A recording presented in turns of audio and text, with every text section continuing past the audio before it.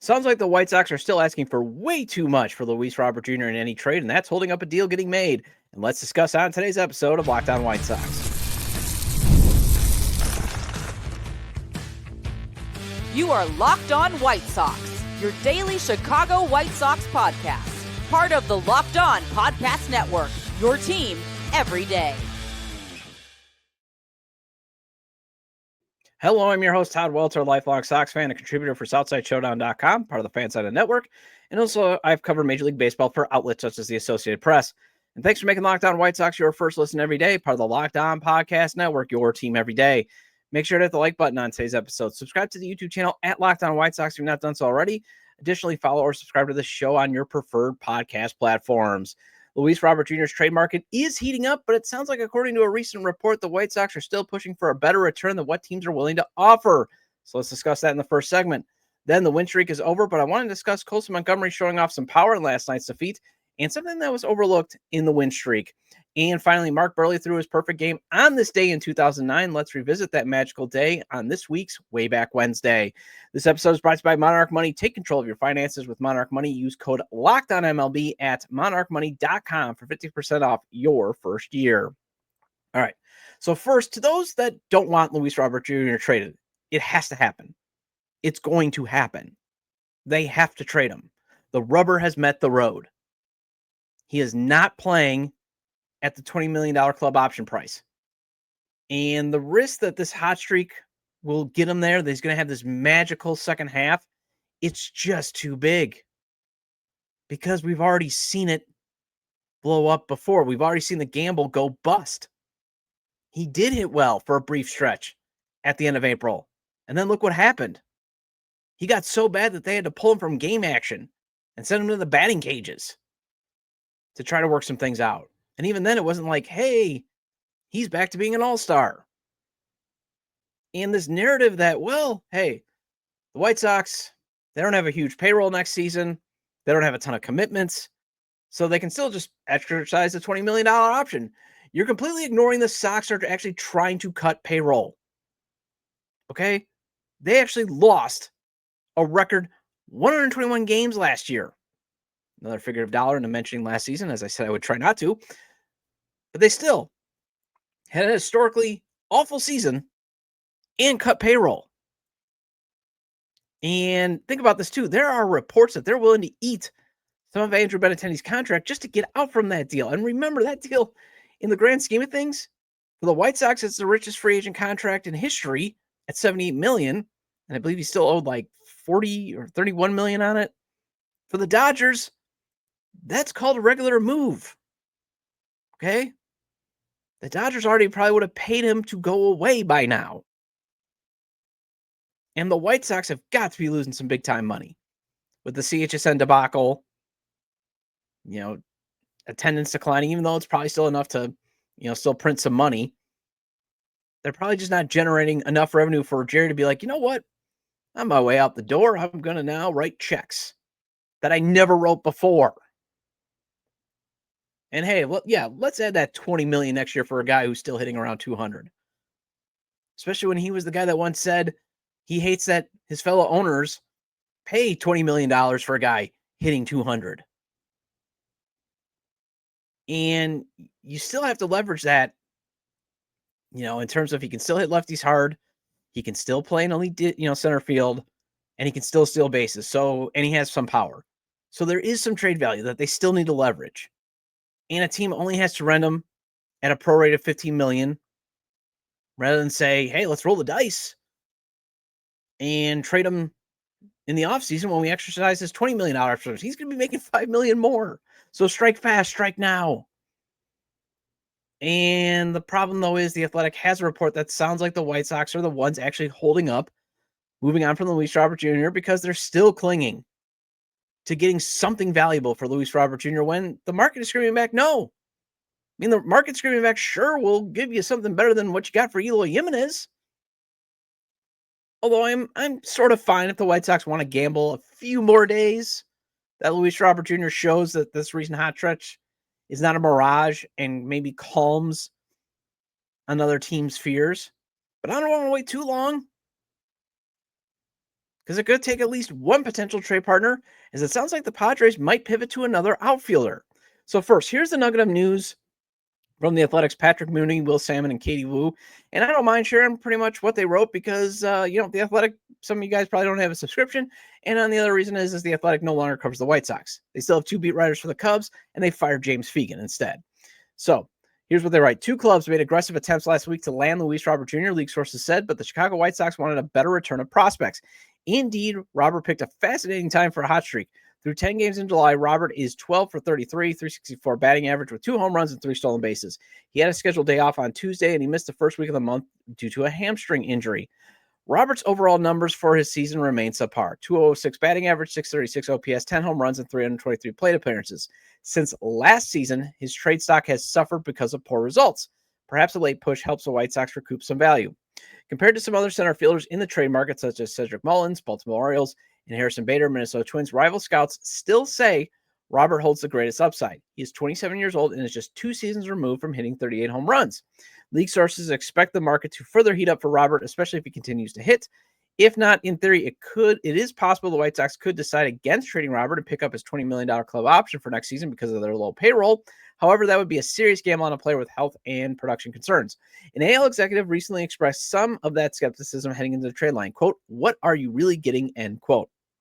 So at least first, this is another, hey, ESPN, can you stop making it sound like this narrative, stop pushing this narrative that it's impossible to trade him, as I discussed on yesterday's show. Although Jeff Passan, at least in today's update, makes it sound like, okay, there's a reason why we wrote that it's 50-50, but Buster Olney is still operating on that nobody's going to trade for him. He's hitting. He has value. And again, add to, now you have USA Today's Bob Nightingale, who's almost basically a unpaid spokesman for the White Sox in terms of his connections within the front office, and the Athletic saying, yeah, there's a market. And, ESPN is sort of, twisting back to, okay, teams have interest because this is what Passan wrote. This is his little blurb. Robert's surge over the last week has impressed scouts, and they celebrated his trade value, which for most of the season at Crater. The White Sox don't want to move him for a reduced return, though, which leaves the outfielder in trade limbo. He won't fetch what he would have had 2 years ago. He also isn't the sort of a player He also isn't the sort of player a team deals for for a middling prospect. The upside is too palatable. So, if 2 teams are already making aggressive offers, why not just take the deal? But Passan at least describes, hey, this is why. It's kind of in limbo because obviously the 2023 Luis Robert Jr., that still gives the teams some hope to trade for him, that there's some potential there, isn't going to be the price that they're going to pay that it sounds like, it just seems like the White Sox keep doing. They keep being like, well, 2023. They have to take the 2025 deal now. Although, again, if you want to leverage Robert Jr. for, say, Brett Beatty and James Outman, a couple of former highly, hyped players that showed a little bit of success, and Beatty's actually having a good stretch of his own right now. Maybe to get the Mets or the Dodgers to say, yeah, okay, we'll do it. Okay, but don't sit around too long.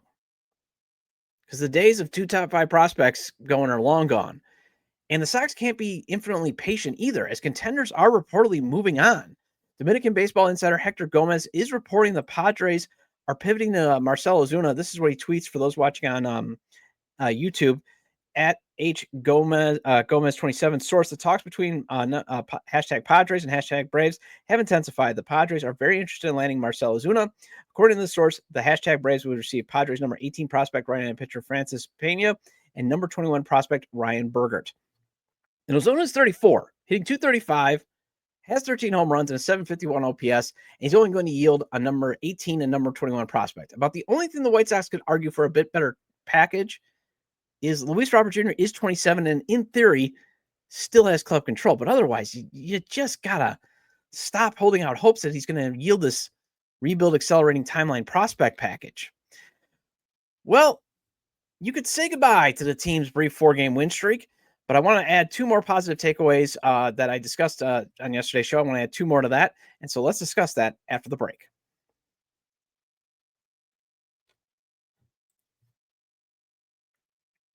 Ever wish managing your money felt easier with Monarch Money? It can. Whether you're growing your savings or planning a big purchase, Monarch puts you in the driver's seat. It's like having your own personal CFO giving you full visibility and control of your finances. Monarch Money is more than a budgeting app. It's a complete financial command center. You can track all your accounts, investments, and spending in one place. So in addition to managing your money, you're also building wealth. Monarch Money has helped my wife and I stay on the same page when it comes to managing our finances. I also love it because it's helping me save up for retirement because, I would like to retire before I say, turn 75. And my wife loves it because it makes budgeting so easy and less stressful. Take control of your finances with Monarch Money. Use code LOCKEDONMLB at monarchmoney.com for 50% off your first year. That's monarchmoney.com, code LOCKEDONMLB for half off your first year.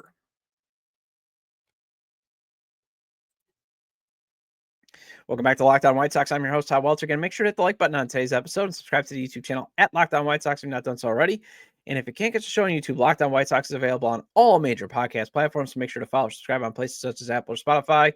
Either way, get your 30-minute fix of Chicago White Sox baseball venting with me. All right, so TV analyst Dan Plesac can finally wear a different polo. His magical white polo run that I discussed on Monday's episode is over. I mean, not all heroes wear capes. Some just some just wear unwashed white polos in a television booth. I appreciate your service, Dan Plesac, and I appreciate your analysis.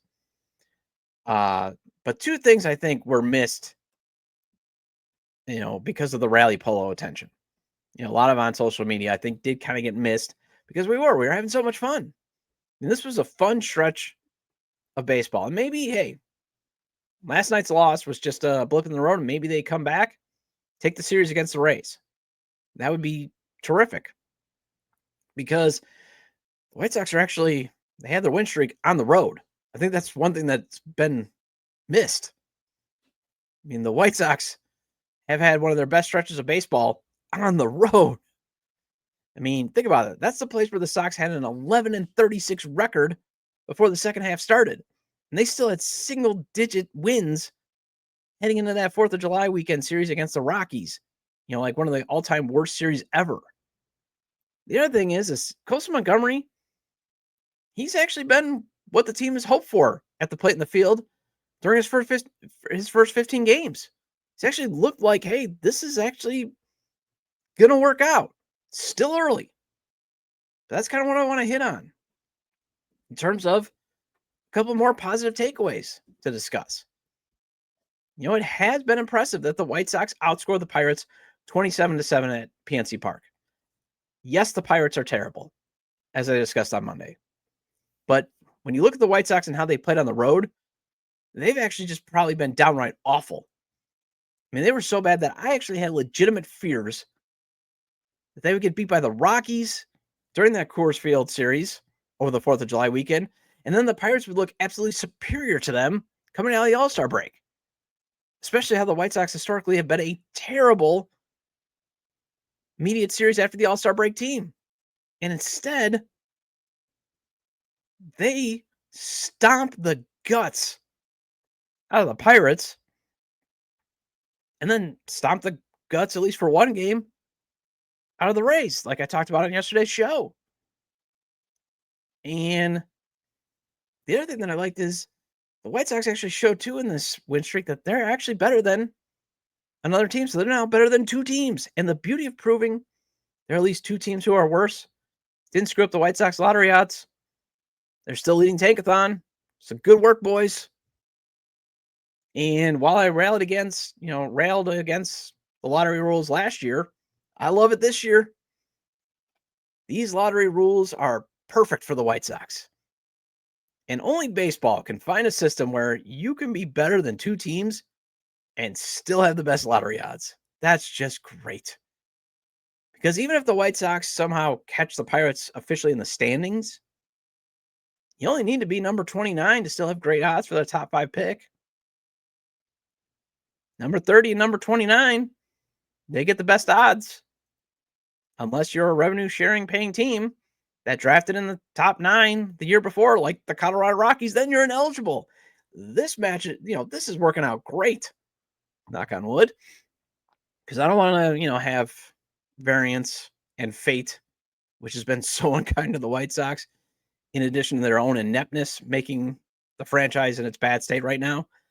But that is nice that, things are shaping out to where, hey, the White Sox are better than two teams. They've had a win streak on the road where they've been terrible, and they still are leading the take-a-thon standings. And Montgomery, he hit his first big league home run last night, a no doubter too late in the game. And I actually thought it was kind of cool.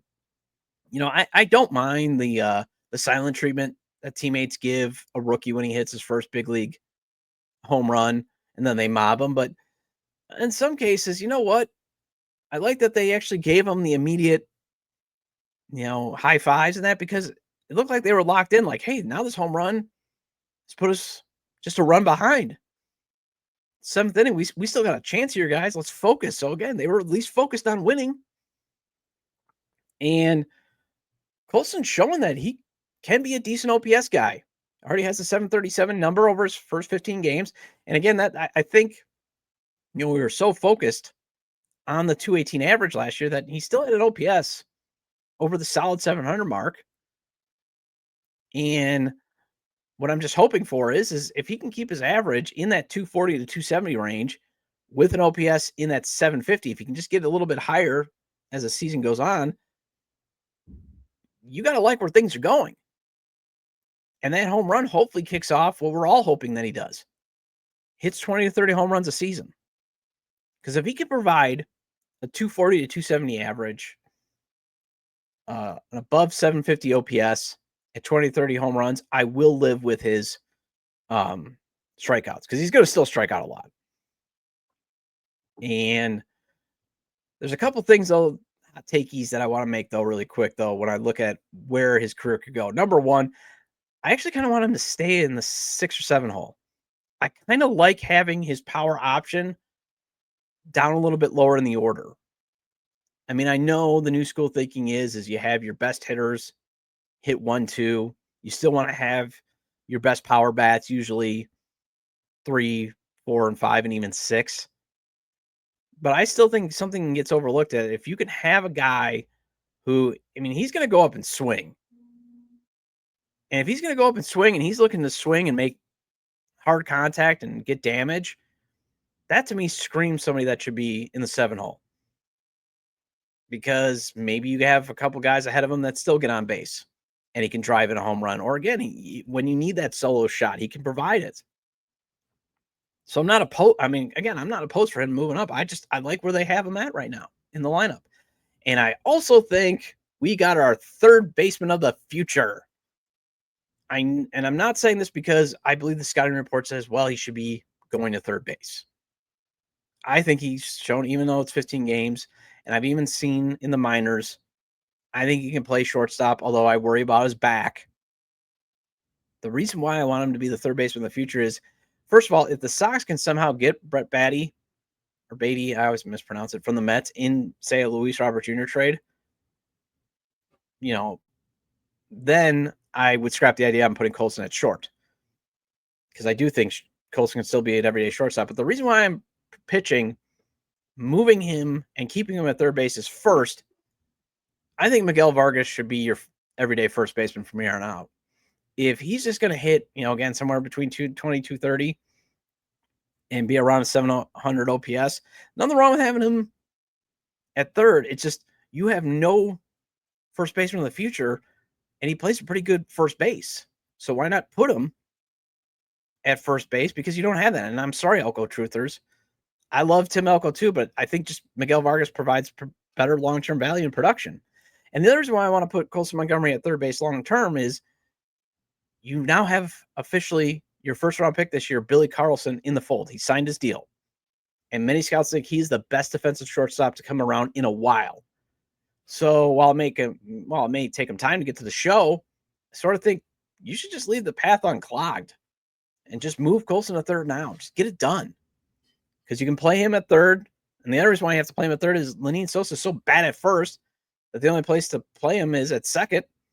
So that's where you would have him. Just kind of an idea to float there.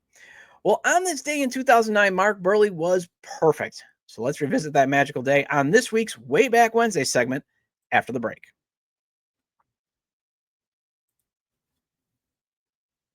If you're running a business, you know that every missed call is money left on the table. Think about the last time you had a service emergency, like a bursted pipe.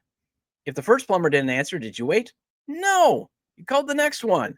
That's why having a reliable business line is so important. And that's why you need OpenPhone. OpenPhone is the #1 business phone system that helps you streamline and scale customer communication, all from an app on your phone or computer. Do you juggle 2 phones just to keep business and personal calls separate? OpenPhone solves that instantly. Your whole team can share one number and respond to customers like a shared inbox. So no more, hey, who's handling this? And I'm always telling my friends who own or run a small business to go with OpenPhone, as it easily solves their business phone needs. One less thing, too, that they'll have to worry about. OpenPhone is offering Locked On White Sox listeners 20% off your first 6 months at openphone.com/LockedOnMLB. That's openphone.com/LockedOnMLB. And if you have existing numbers with another service, OpenPhone will port them over and no extra charge. OpenPhone, no missed calls, no missed customers. Welcome back to Locked On White Sox. I'm your host, Todd Welter. Again, shout out to all the everydayers. I appreciate your loyalty. Please hit the like button on today's episode. Recommend to your fellow Sox fans or baseball fans, friends, to subscribe to the YouTube channel at Locked On White Sox, wherever they get their podcasts, as this show is available on all major podcast platforms. So 16 years ago today, Mark Buehrle was perfect. Man, though, time is flying. As while sometimes things seem like it was a lifetime ago for the White Sox, this perfect game only seems like only yesterday that he dazzled us with history. Maybe it's because we're trying to hopefully, cling to some sort of past glory because the present has not been the greatest. Although right now it's been pretty fun. But in the big picture. But I think the other reason why it just feels like it was just, only yesterday was because it was just kind of like, as Hawk Harrelson said, turn on the TV. It's happening because Buehrle turned a getaway game against the Rays into one of the most historic days in not only franchise history, but in baseball history. I mean, perfect games don't happen all that often. And Dwayne Wise made what I would argue the greatest home run robbing catch in team history to keep that perfecto intact. And the beauty of it too, time of game, 2 hours and 3 minutes. So it's just another efficient, quick start from Buehrle that just happened to make history. And what gets overlooked a bit is the White Sox too. One of the things that I kind of want to bring up is the White Sox spotted Buehrle an early 4-0 lead. They went up 4-0 on Scott Kazmir in the second, and that allowed, I think, Buehrle to really lock in and cruise. And I want to share some of the oral history of that game that MLB.com's White Sox beat reporter Scott Merkin published back in 2015. So, Scott Pasetnik recalled, why him moving over to left and Dwayne Wise coming in as a late inning defensive replacement was so huge. Quote, one of the biggest parts of that was me moving from center to left field and then Dwayne Wise coming into center to make that unbelievable catch. That's what pops out, end quote. And I love how Wise described the catch as he told this to ESPN back in 2009 that Merkin put in his piece. Quote, I hit the wall with my right shoulder, the one I'd separated earlier in the year. Didn't care. If I had to flip over the wall to make the catch, I was going to do it. I knew the ball hit my glove, an old flabby black Rollins 4JB model. I've had it for about 5 years. It's 12 3/4 inches, which is considered small for an outfielder's glove. I didn't know if the ball stayed in there. And then I saw it coming out. I stuck my left hand out and caught it in my bare hand as I hit the turf, end quote. I mean, think about that. I mean, the degree of difficulty, and Harrelson in the piece even points out, and if you ever Google like the look back pieces, Hawk Harrelson, because again, he was a former baseball player, so he could, he could judge it. He always was saying, like, he knew Wise played shallow, so he was like, there's no way he's getting to that ball. There's just no way. There's no way he's getting to Gabe Kapler's hit, and that's going to be a home run. Perfecto, gone in the 9th inning. We've wasted our time for nothing. And then Dwayne Wise, Superman there with a small outfielder's glove. What I love too is Buehrle recalled the point where he was actually nervous was actually talking with President Obama, who was president at the time, after the game. And, he's a noted White Sox fan. And this is what Buehrle said, quote, I was more nervous talking to him and trying on my end not to say something stupid. But I was just sitting there in the press conference and somebody says, Hey, president wants to talk to you, unquote. And VP of Communications Scott Reifert said the call almost did not happen because, quote, my phone rang and I had it on vibrate. I looked down and it said unknown number. Normally when it says unknown number, I hit ignore. Normally it's White Sox chairman Jerry Reinsdorf or Major League Baseball. So Jerry is standing next to me. I don't have to worry about it. I hit ignore. Seconds later, his phone rings loud in the middle of the press conference and he answers it. Well, it was the White House. They tried me and didn't get me and then tried Jerry. He said, the president would like to speak to you, Mark, end quote. And the other thing that I think is just huge about the perfect game is not only was Buehrle locked in, but Ramon Castro was actually behind the plate. You know, you kind of always figure that, hey, AJ Przinsky had to have been calling that game because AJ was always calling. You know, it seems like he was always part of historic moments. You know, he was the catcher behind those 4 straight complete games in the 2005 World, you know, in the 2005 ALCS. He was the catcher in the Game 4, the 2005 World Series. But he actually had the day off. And this is what a separate piece Merkin had that recounted what Buehrle did with Castro as his battery mate. Quote, I didn't shake him off. You put the fingers down and I'll throw it just like every catcher who goes out there, whether you're a 10-year veteran or it's your first game you were starting. You're going to get the game plan with the pitching coach. Sit down and go over it. I'm not going to sit down and go over anything. You go off your game plan and put the fingers down and I'll try to make a good pitch, end quote. And then this is what Merkin writes, and that includes perhaps the most pivotal pitch of the game to get the second out of the 9th inning. Michael Hernandez, a catcher who finished with 127 career plate appearances, had worked the count full against Buehrle. Only the 5th 3-ball count of the game. With a full count, Castro had the courage to call for a changeup, and Buehrle had the conviction to throw it. It worked, as Buehrle got the swinging strikeout, only his 6th strikeout of the game. Quote, everything I had was working that day, and my changeup was probably the best pitch. For Castro to even put that down right there in that situation of the game, that says a lot about him having confidence in me. Never once in my mind was I like, oh, bleep, don't call a 3-2 changeup right there because I'd rather throw a fastball. My changeup was working so good that game that if he would have put something else down, I would have been, no, go to the changeup. He put it down, and I made a good pitch, end quote. So think about that. 6 strikeouts. He's throwing to his backup catcher, and he throws a perfect game. And that's what makes that even more legendary. And then you do have the legendary catch of Dwayne Wise. Well, that wraps up this edition of Locked On White Sox. Thank you for making Locked On White Sox your first listen today. For your second listen, check out the all-new Locked On MLB Game Night. Every game, every night, all season long. Get local analysis on a national scale. Find MLB Game Night on Locked On MLB on YouTube or wherever you listen to your podcast. And I'll be back tomorrow with Elijah Evans of JustBaseball.com and FutureSox.net to discuss the White Sox draft class now that the key guys have been signed. That's what I want to review, the draft. Make sure that you got key guys signed because we could talk about, hey, the White Sox had a great draft. But if you don't sign the guys, do you really have a draft class? So that's why I'm having Elijah Evans on to break down the draft just a week and a half after the draft. Feel free to leave comments about today's discussion regarding Luis Robert Jr.'s latest trade rumors. 2 positives coming out of the win streak, even though it ended early. It was only 4 games. And this week's Way Back Wednesday. You can leave them at the episode page on YouTube, X, formerly Twitter, at ToddJW or at Locked On Sox, or you can email me at LockedOnWhiteSox@gmail.com. Have a great day. See you tomorrow.